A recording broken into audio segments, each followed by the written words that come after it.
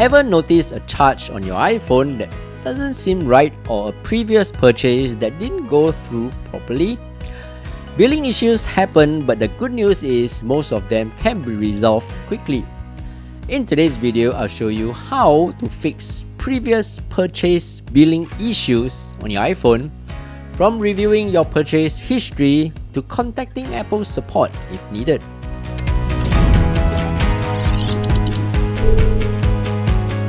Hey, what's up everyone, I'm Steph, and in this channel, I teach you quick daily tech tips that make your life a little easier. Go to settings and tap on your Apple account. Tap on payment and shipping, and you will be able to see the default payment credit card.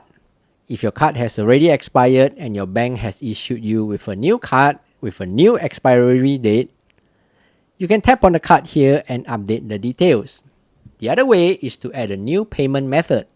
So you see I have the option of adding a credit or debit card, mobile phone, or Shopee Pay. Do take note that these options vary from country to country. As you can see, when I tap on mobile phone, it says mobile phone billing is available in Singapore only for certain telcos. So check which option is available for your country.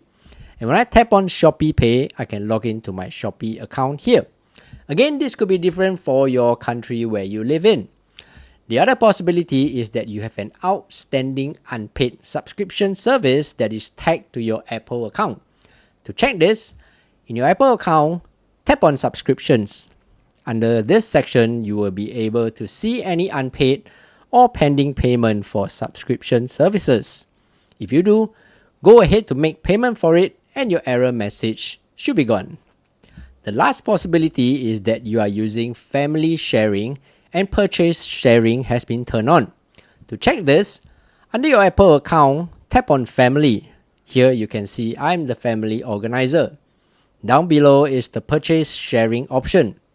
If this is turned on, there's likely a problem with the payment method of the organizer, and you have to check with whoever that is in your family and update or change the payment method to fix this problem. There you go.